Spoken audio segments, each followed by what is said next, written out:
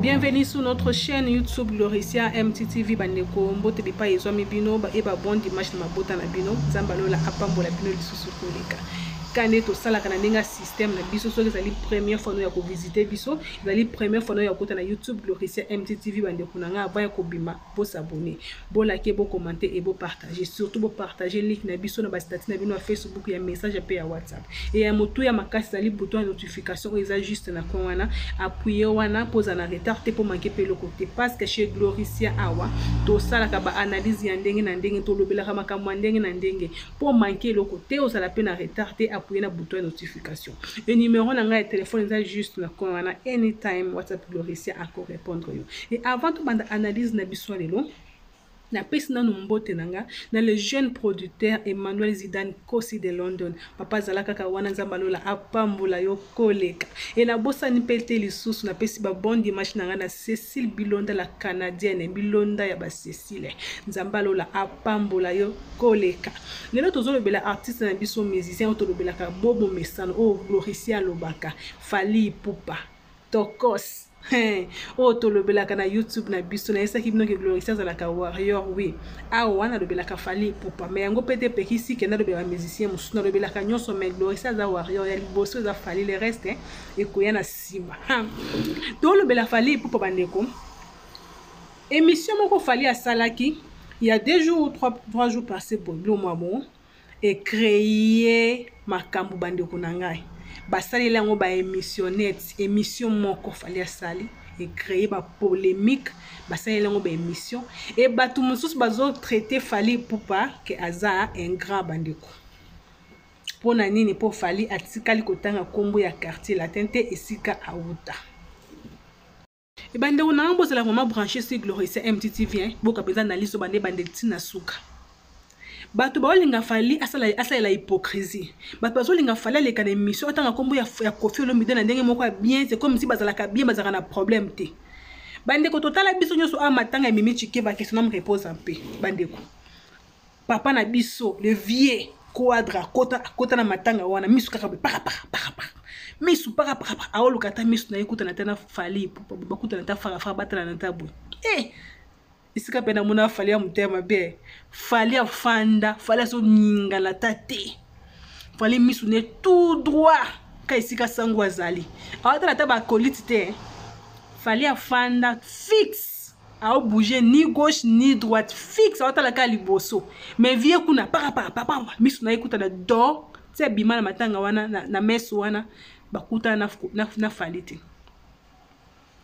le même vie wana asala ka ba vidéo wana ezali na chaque vidéo moko eza parmi ma vidéo o ya sala ka wana onenga lo baraka aza le Dieu créateur yene muta créa Fally Ipupa donc mona ke jour ya concert ya Arena ebeta mai ba page tout Fally Ipupa ezala ki ya koyinda et via kena na Facebook na page na officielle akoma wana so na kosi bokendo tala akoma wana peza ko le Dieu créateur akoma wana peza le Dieu créateur parce que zo ba commentaire ezalaki ba commentaire ya ba warrior na ba Koffi zaki bitumba lokola zaki bitumba soki ni na yebite bandeko na ba commentaire siko na mituninga moko le Dieu créateur o ya loba o ya mikumisaka wana partout akendaka yene mutasala Fally wana donc matière o asala Fally azaki matière wana esila kaka la Fally Ipupa donc matière wana mususu ya osala musicien mususu lokola Fally na quartier latin ezalaki te pour Fally obunda yemo na quartier latin et na bandeko o bozolo bake non Fally Ipupa sala émission wana atanga ta kombo ya Koffi Olomide te atanga ta kombo quartier ko bino bolinga kinini ke Fally Ipupa be mission nyonso o ya abado sala ye fatanga nga isika uta na quartier latin totala ki mission nyonso na page ya tant concert ba série au concert ya Arena ezalaki donc soki na page officielle ya Fally Ipupa soki osomba billet na ye osomba billet ya nini ya bebe ngoni billet to ticket ya concert so o cliquer place wana et memao na biographie ya Fally za wana bakomi banda musique na ye na ninga koma na ninga kota quartier na ninga bimaki nyonso zaki wana komba Koffi Olomide zalaki wana Koffi abeta na ya Arena te mais na biographie ya Fally na Arena na yo Arena komba ya Koffi Olomide ezalaki wana ekoki kate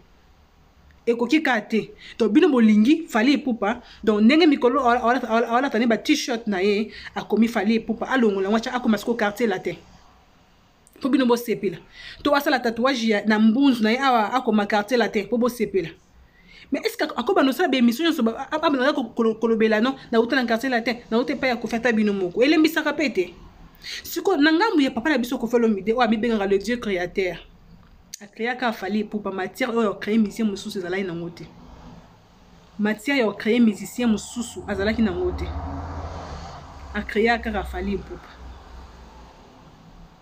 et bateau baya ko finga o baya ko finga o bo commenter ki na émission wana aza un gras et buena bo est-ce que c'est bon mona ba vidéo ya ko felo mide nga zo attaquer fali pour est-ce que si bo tala ba vidéo wana si bo ka déjà lobeli ya ko felo mide o sentir na ene zo bima na kati wana parce que muto abongo penza fallait abusa na pembe ni na ndenge ni muto azo dégager ene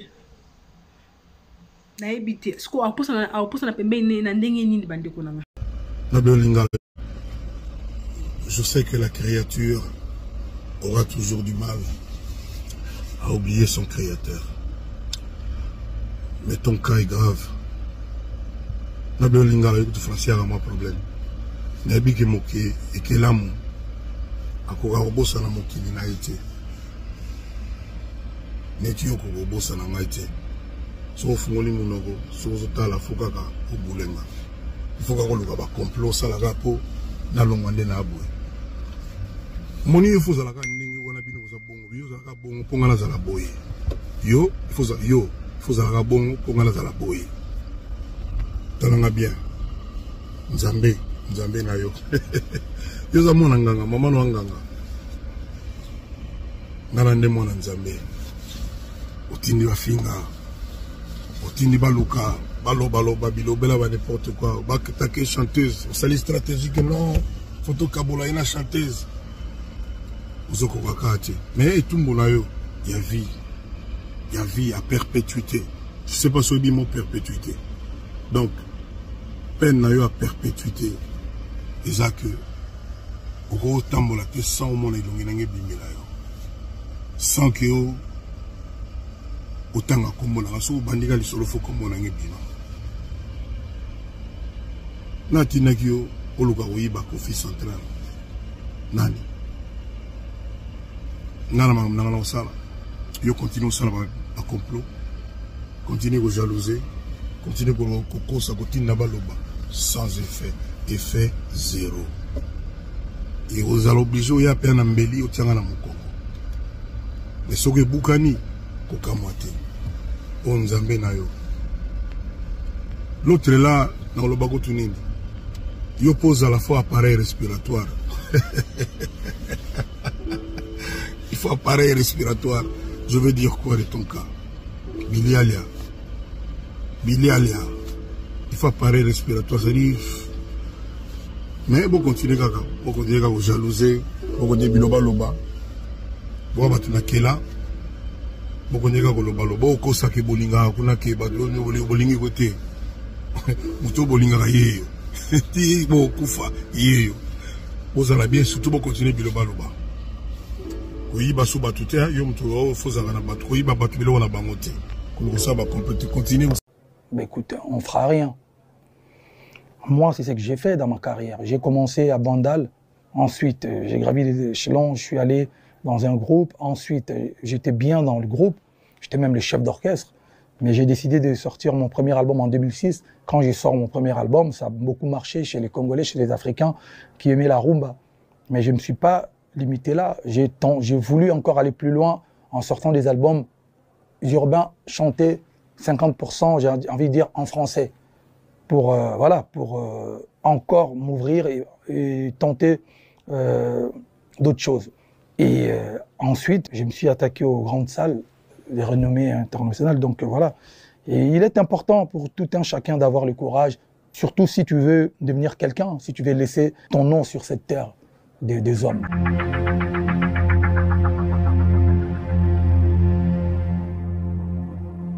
Je suis quelqu'un d'avant-gardiste, je suis un challenger, j'aime bien être créatif en fait. Donc voilà, de temps en temps, j'aime bien me ressourcer, j'aime bien aller puiser chez moi en fait. comme on dit à l'époque, on disait recours à l'authenticité.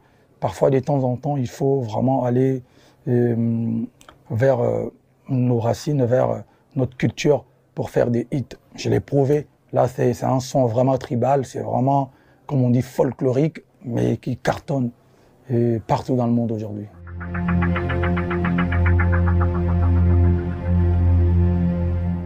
Il faut parfois prendre des risques, il faut parfois sortir de sa zone de confort.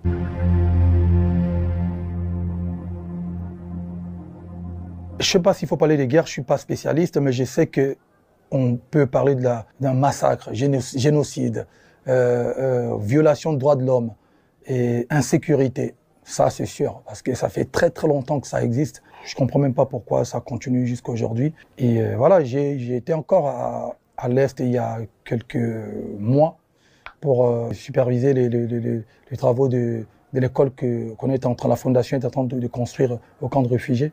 Je dis que c'est une situation qui nous peine tous. Hein.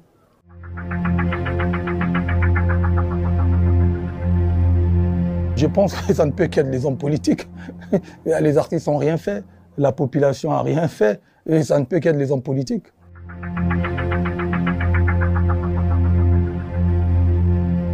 Déjà, l'art peut servir aux deux populations.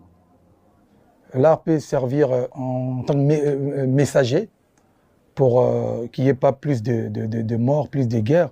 En tant qu'artiste musicien, on a notre part de responsabilité. On veut accentuer le côté culturel.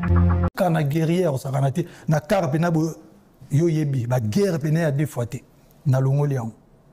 Si le on a commis la sali ba preuve na ngai, ba album, ba belé. So na moni ba tout mo ba considérer, ba pe sans respect na ngai té. Pour tout bien na ninga mabete, na éviter na ngai. Et puis ba jo o na plateau, o le ba tout no makamuna yo.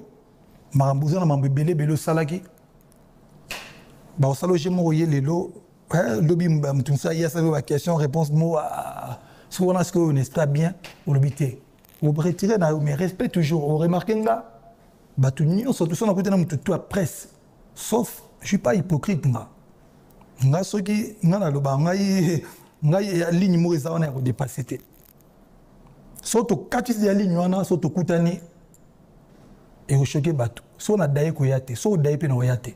C'est nga yate na bongo. Ko pardonner na ma capacité pour n'avoir forcé na ko rater. Donc la question c'est que so qui non tous les cas de ligne na té. Atana na plateau ne te so to kuta na pe so respect. Na répétition na bateau tout bayak. Ah neni tout ça to ya mana to kangi ba photo ma mutu. Je reste na respecter la presse. Mais ko ya ce qu'on a ba plateau comme ils sont obligés, c'est vrai qu'il y a une occupation totale à côté ni barouchao à l'aise. Mon collègue tout la presse, comme on y a tout respectueusement, bah y est, on lui maramno, bah y a un peu sur place parce que place on a un le long a bien moté. Na mérite on est d'accord.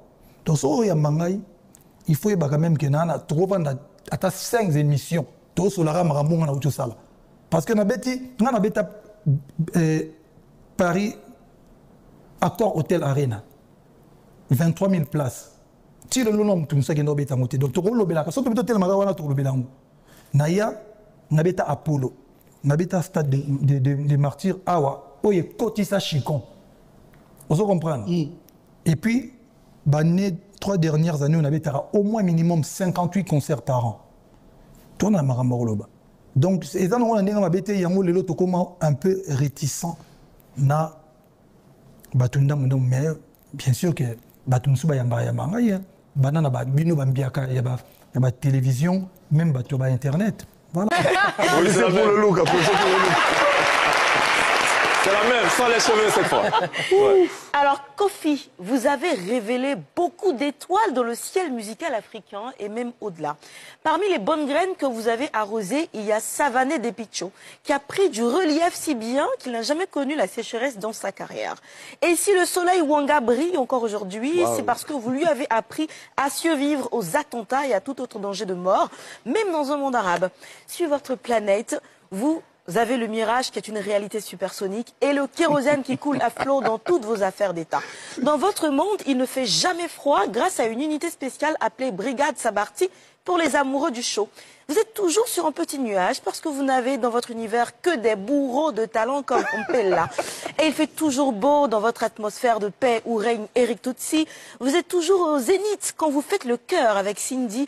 Même s'il vous arrive de croiser le fer aux côtés de Gola contre vos ennemis, vous avez un arc-en-ciel de voix dans votre galaxie mélodieuse qui fait de vous le seul super-héros qui a 10 caps.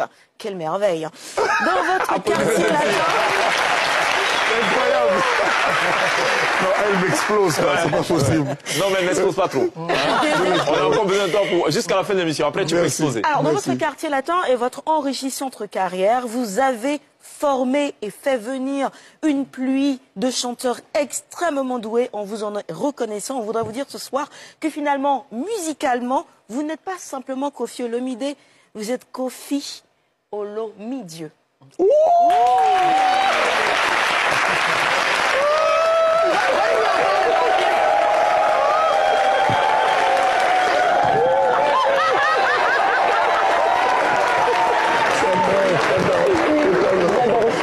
Bon, je crois qu'après ça, on peut arrêter l'émission. On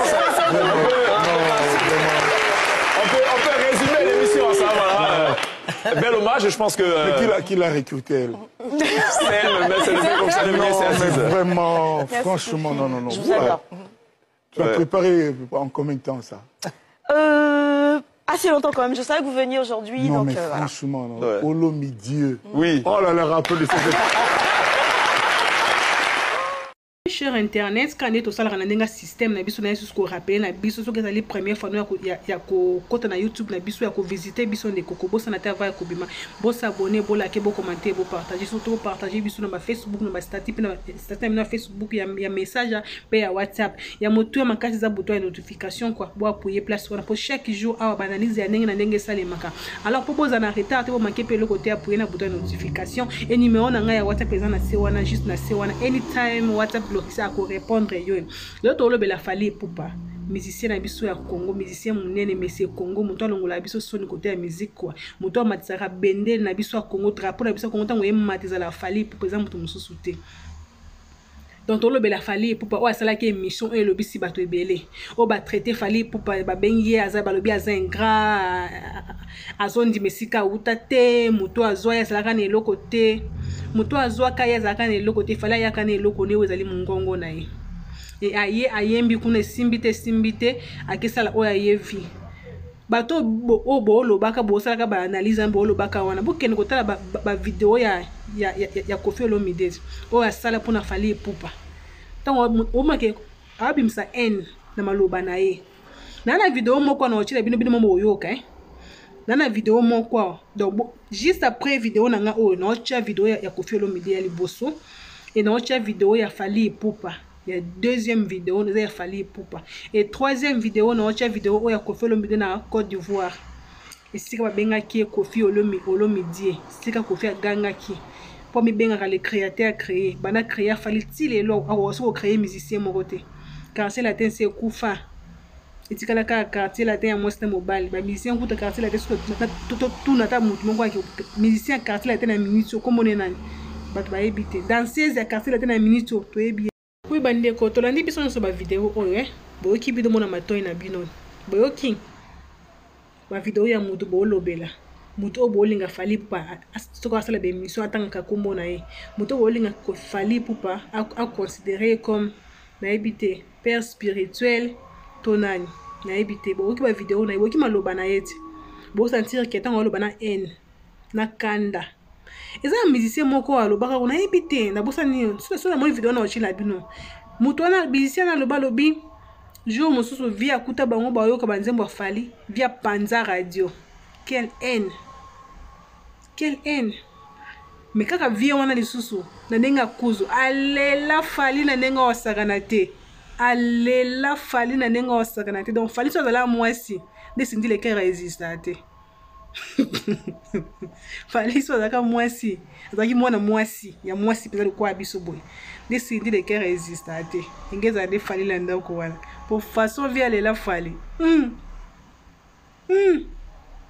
vraiment ça passe bandi kunanga to landi biso nyosto yoki et to ki susu message ya aigle boki message ya aigle alobi nini moni ligne wana so aussi bokatisi yango esili mpona fali mais koyoka maloba vie koyoka makambo oyo yalobaka na monoko na ye ngai mona ondenge vie akatisa lini wana te ondenge vie asota balini nyonso yango fali mpenza asuka motema apesa ye kaka kipaka kokolo aussi lelo esala vie babien te warrior de papu warrior ya fali pupa tobosa na pe lisusu te ya motu ya makasi ezali opération sala promotion ya artiste na yo opération sala promotion ya artiste na yo papu aza na baconcert ebele oyo ezali ti fin de l'année oyo alors tobosa na pe te kotia bafoto ya papu na biso kotia bafoto ya fali pupa na baplateforme nyonso ya média kandi nalobaki cher warrior Kande ezalaka tosala vraiment promotion ya artiste na biso na plateforme nyonso tout ya média TikTok, Facebook, Instagram,